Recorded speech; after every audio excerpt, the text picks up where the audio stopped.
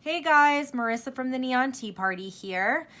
In today's lesson, I'm going to show you how to make this chevron friendship bracelet pattern, which is basically just a series of interlocking V's. It's a really great beginner's pattern. You could either start here if you're making friendship bracelets for the first time, or if you want something even more simple to get started, you can head on over and watch our tutorial on candy stripe pattern, which is even more simple, but this one's also a great place to start. What we're going to be learning is how to do the forwards knot, which is the diagonal that goes from left to right, and the backwards knot, which creates the diagonal going from right to left, and then joining the two sides together in the middle to create that V. So what you'll need as far as supplies, you're going to need Omega Krill yarn or embroidery floss. I highly recommend Omega Krill. The colors are gorgeous and it's this really matte texture that just comes out beautifully. You're going to need a tape measure to measure your string to the length that you need.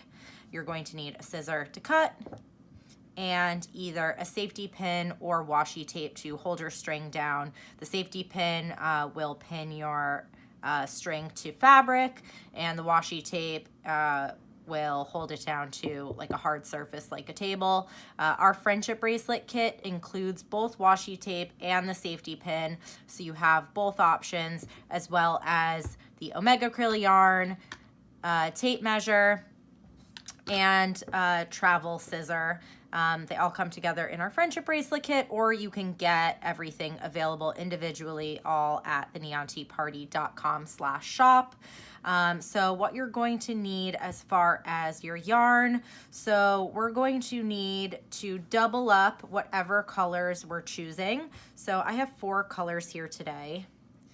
And the Omega Krill comes in it's a 3-ply yarn. So when you unravel the tail, you'll see that it's 3 skinny strands together, and you can use the set of 3 strands as one, or you can double up for a thicker effect, which I call thicker quicker. That's this sample here today is the thicker quicker. So that's what I'm going to show you how to do. It's just a little bit easier to see on camera, but you could go either way. So I have 6-ply doubled for each color. So I have another set of this Bougainville pink here.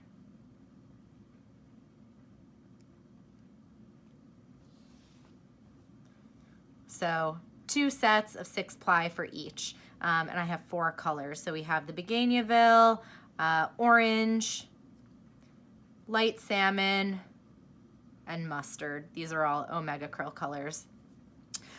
So before we get started with setting up our pattern, I just wanted to point out how I've prepped my friendship bracelet here. So I recommend starting your friendship bracelets with a braid, and that just makes it easy to tie on and off your friendship bracelets,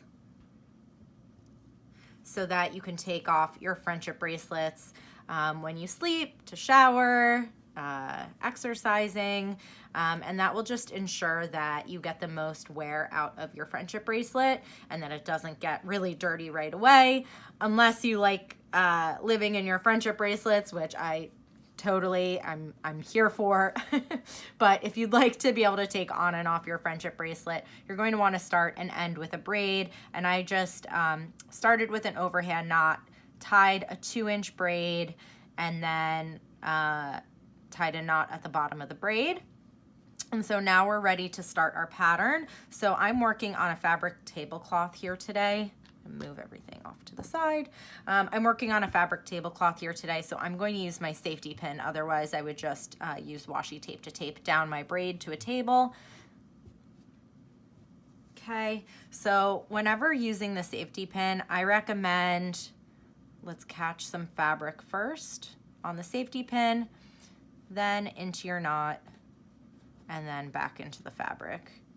And what that does, that just makes sure that your bracelet is nice and flat and not really flopping around, and just stabilizes everything really nicely. Okay, so now we're going to lay out our pattern, which is going to be mirrored. Whatever you set up on the left, you're going to do the mirrored pattern on the right, which basically just means you're going to start on the outside and work towards the inside with your pattern. So I'm going to start with this Bougainville on the outside. Maybe we'll do the orange next. Could do kind of an ombre effect here. And so we have 3 strands here, so I'm going to pull over 3 more strands from this orange group here. And so we have 6 here on the left, 6 on the right, and now we're going to do the same with these 2 other colors.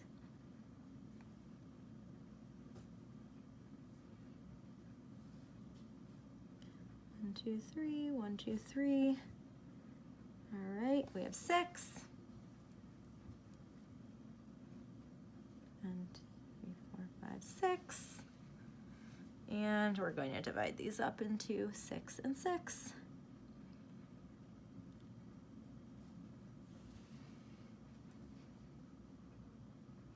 Awesome. So this is going to be our pattern here. And you just want to make sure that at the top of your pattern that your strings are as separated as possible. This will just prevent headaches in your first row. The first row generally with any friendship bracelet pattern is always a little bit messy. It's just the knots getting situated in place, and then from the second row onward it'll be a lot neater and more manageable. So don't be thrown off if your first row is like kind of wonky. That's usually what's going to happen. Okay, so now that our pattern is set up, everything looks neat. I always like to start on the left side. You could start on the right, but I'm going to be showing it starting on the left side. And what we're going to be doing is we're going to be starting with our outside color here, the Bougainville pink, which we're going to here tie this strand around the orange, the light salmon, the mustard, until the pink travels all the way to the center. And then we're going to do the same thing on the right side with the pink tied around the orange, light salmon, mustard, all the way to the center. And then these 2 will tie around one another to complete that little V in the center. So on the left side, we're going to be doing forwards knots, meaning that the knot is going to travel in the forwards direction based on how we read in English. And how we do this knot is we're going to take our string, our pink, we're going to knot it twice around the orange. So our knot is as follows. Take the pink, we create a number 4 on top of the orange, bring the pink behind the orange and through the loop on the left side, hold the orange string really straight and pull up.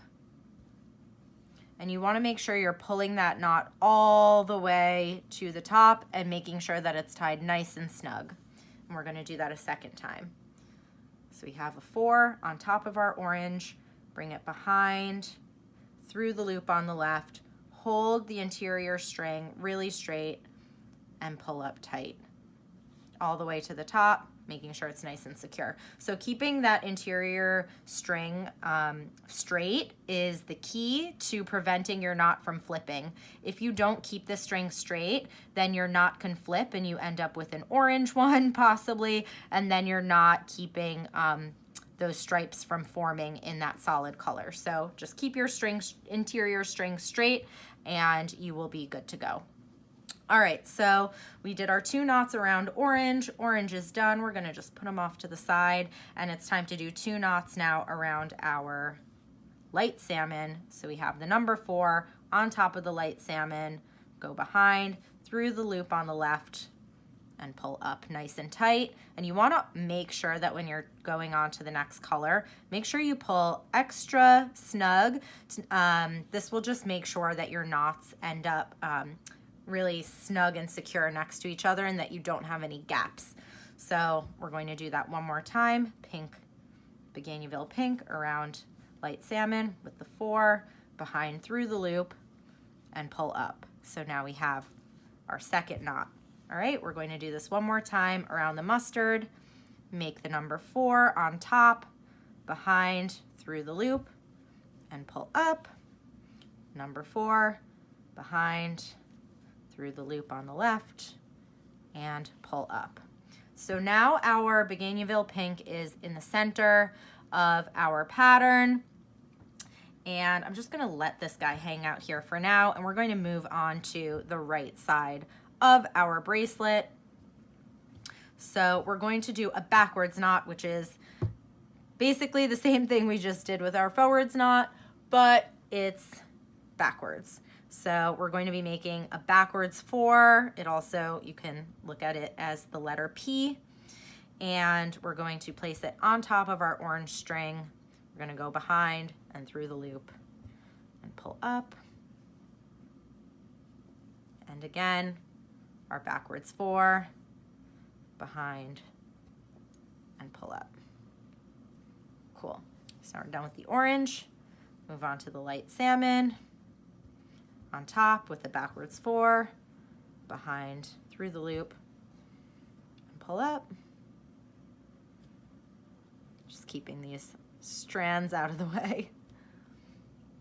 All right, and yep, that was our first one. We're gonna do that one more time. Backwards 4, over the salmon, behind, and pull up. Cool.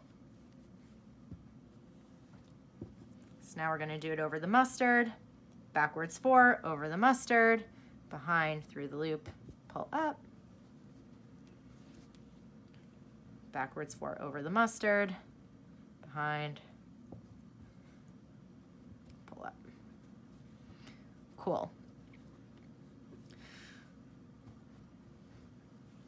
So now both of our pinks have traveled to the center of our pattern here, and it's time to tie them together. So actually what I like to do, which I kind of skipped over here to prevent any confusion, is generally after this pink has traveled all the way to the center, I'll sort of group it with all the strands on the right.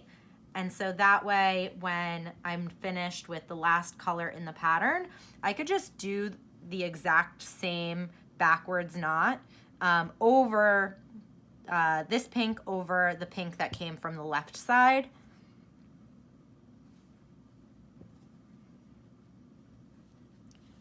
So I've just done that backwards knot, and I'm going to do that backwards knot one more time.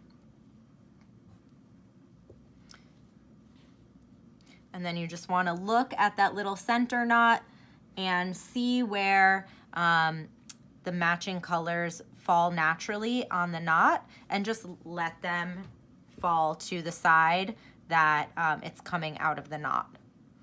So I'm sure it's a little tough to see in the video, but we have the knot that's kind of vertical, and this strand is diagonal out to the right, and this strand is diagonal out to the left. So I just like to look at that knot and let the knot tell me where these strands should go. But I'll do the next row again so you can see how I scooch over this strand to group with the group on the right, and just make the process a little bit more fast and seamless. So now that we have our first row here, our Bougainville pink, which actually looks pretty good, not as messy as I thought, but the next row will be perfectly neat. So we're starting now with the orange. We're going to make the 4 over the light salmon here, behind, through. I like to hold these other strands to keep everything really straight and out of the way. So we have the 4, behind and through and up. All right, now over the mustard, 4, behind and through, 4, behind and through, 4, behind and through, 4, behind and through.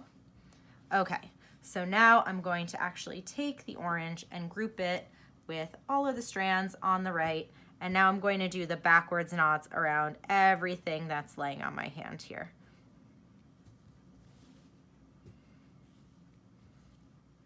that's the backwards for behind and through.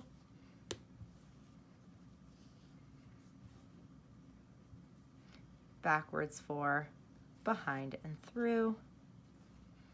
Backwards for behind and through. And don't forget, we're doing 2 knots around each strand. Backwards, behind and through.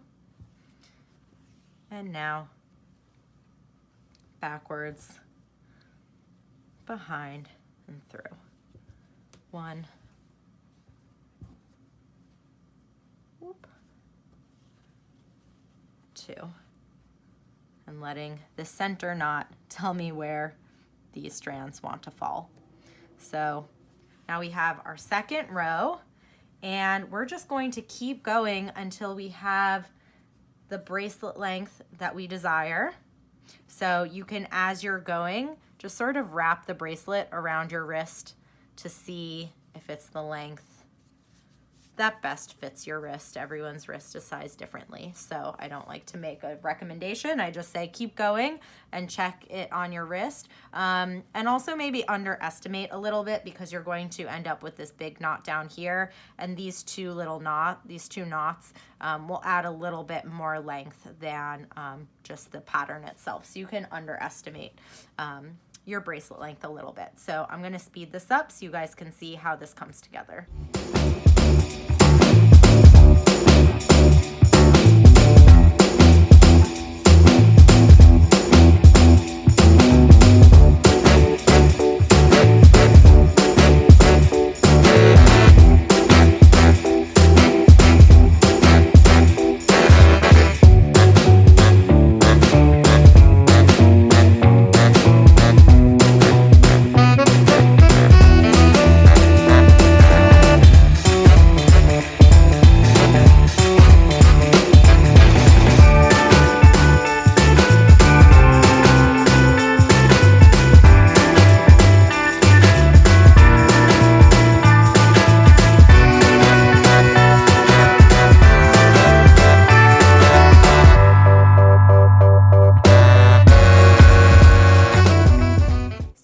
Just want to keep going, as I said, until you have the length of bracelet that you want.